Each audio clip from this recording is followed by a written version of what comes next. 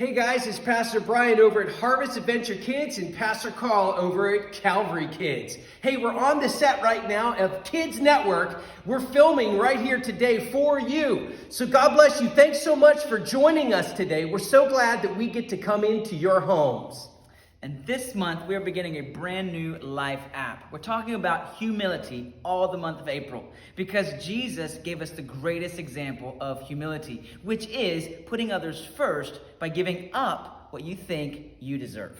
So don't forget, we've already been filming for many weeks. So go back and look at some of those other videos with your kids if this is your first time viewing. So you could see we've been planting some seeds, which has gotten us to today. Thanks again for joining us. We're looking forward to you enjoying the show. God bless you.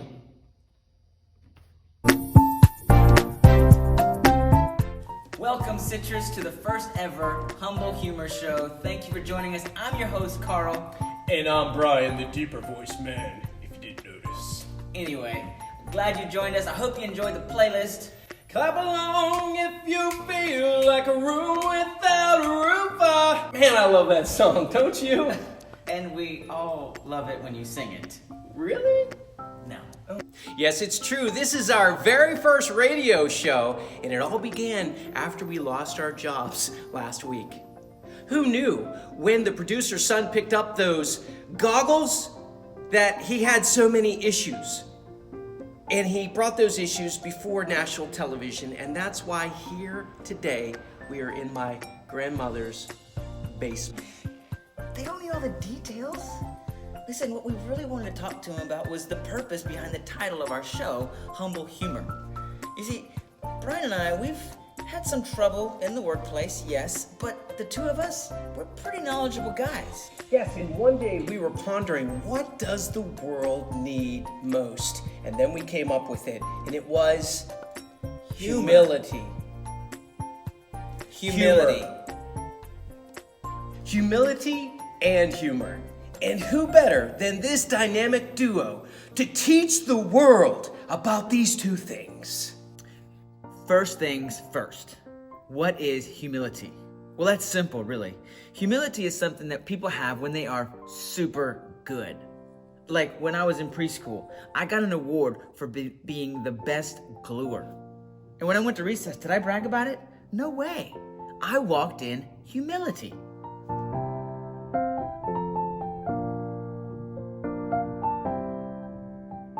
What does humility mean? Like embarrassment, kind of. Humility? I haven't heard of that. Humility mean? Humility mean? It's kind of like you're embarrassed or something? No.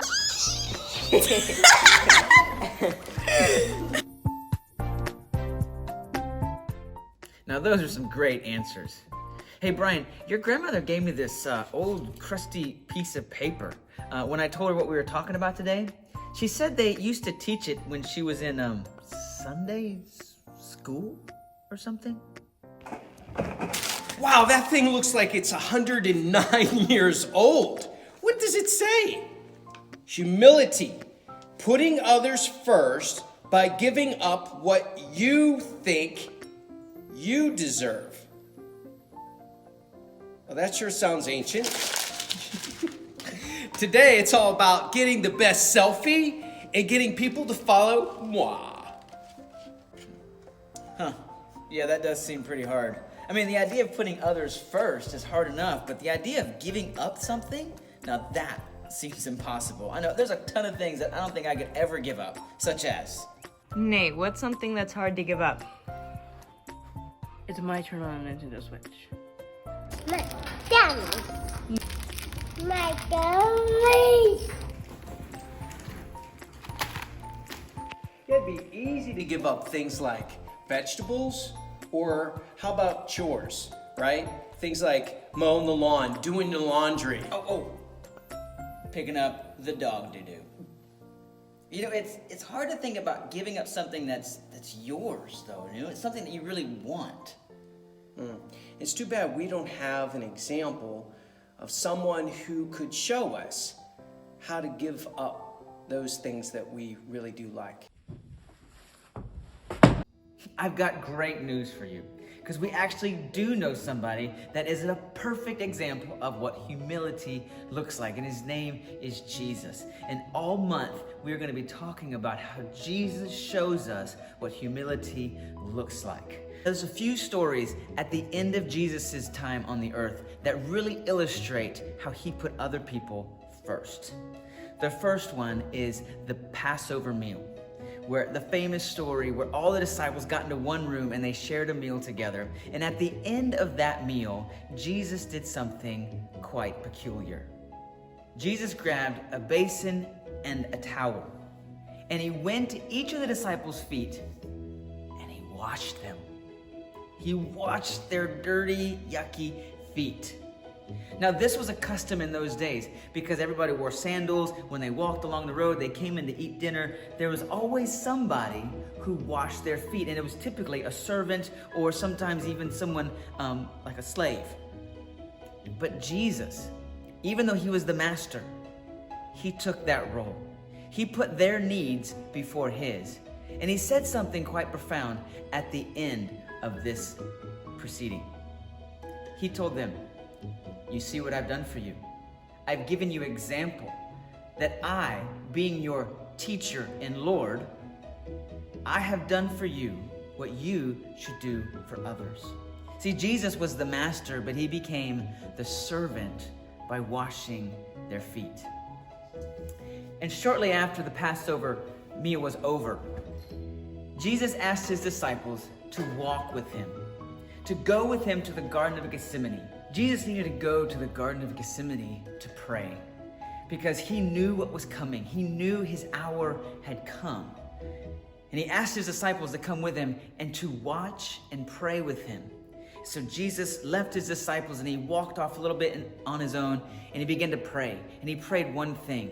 He said, "Father, if it's possible, take this cup from me." And what he meant was the cross. And he was being honest with God. He was saying, "God, if there's another way, let's do that."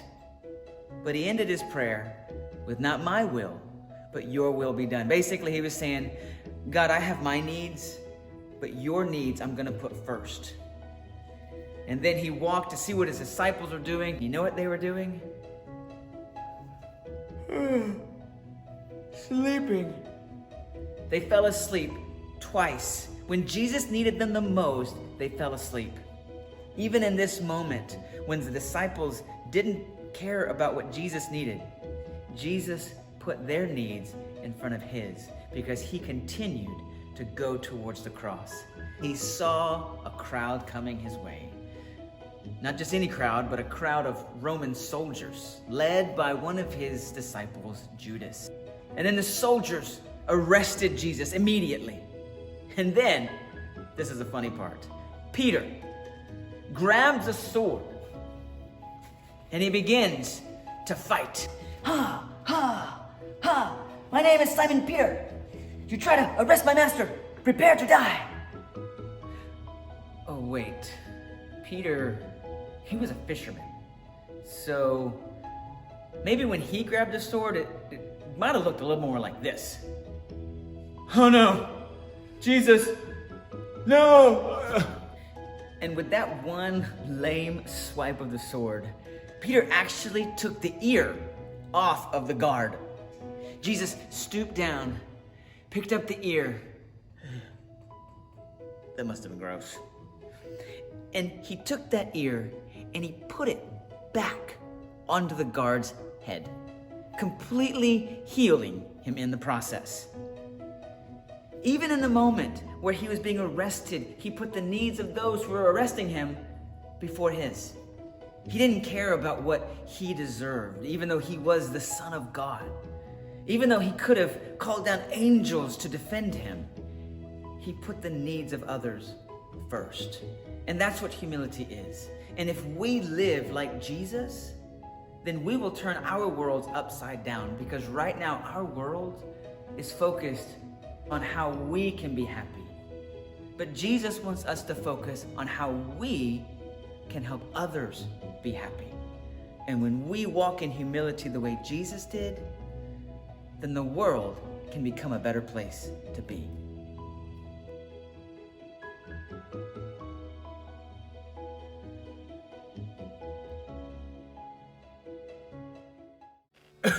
was that guy? I have no idea, but wow, what a story. Even though Jesus came to the earth as the actual Son of God, he chose humility and he put others first with his actions. Yeah, well, yeah, that's amazing, but if I was the Son of God, I would have everybody bow down before me. Hail Brian the Beautiful, the Beautiful, the Beautiful. You want to try it? No, you psycho. We're talking about humility, not worshiping you. The point is that if we would follow Jesus' example and put other people first, the love of God would actually become obvious to everybody. And that's exactly what I was saying. If people choose to humble themselves like Jesus did, it would be like the opposite of the world that we have today. The world is kind of upside down now, and if we were to humble ourselves, then we could turn the world back right side up, and then Jesus would be more pronounced in our lives because the world now is upside down, and then it would be right side up again. Dude, I was having a moment there. I'm sorry, but I think you're right. I think humility is one of the most important things that we should have. But we must put other people first like Jesus did, like our brothers and our sisters and our parents siblings and our grandparents and our grandparents' friends and our friends' siblings and, people like, well, you get the point. Humility, it's a muscle that I need to flex this week. I mean, we have a world to change, right? And that world starts in our homes. So this week we have a challenge for you.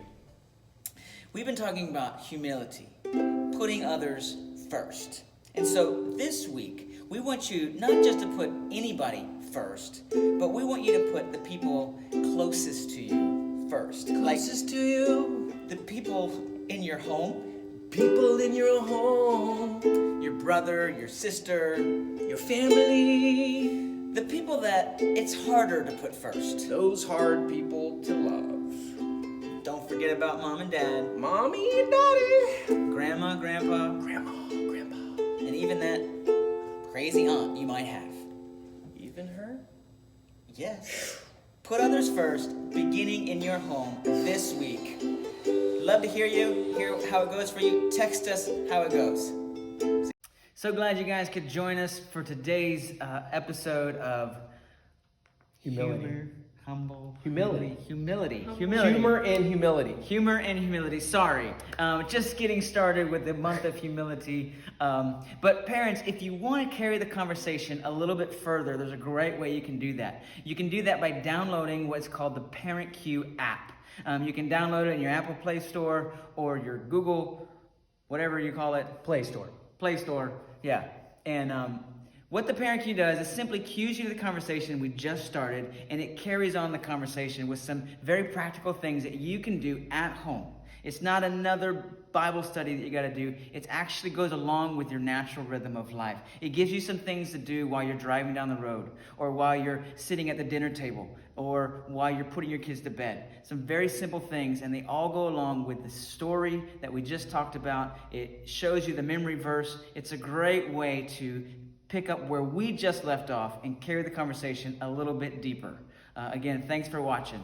Hey, and don't forget, Pastor Carl has been offering the fun stuff, which is a special link that you will see underneath this video feed here today. And lastly, don't forget the challenge that we gave you here, okay? The Put Others First challenge. Let us know how you do throughout the week. Please text us, email us, get us in the know about how that's working for you. We're believing God's in control, and He's going to give you all the help and the strength and the opportunity you'll need to put others first. Amen. Right. Thanks for tuning in. See ya.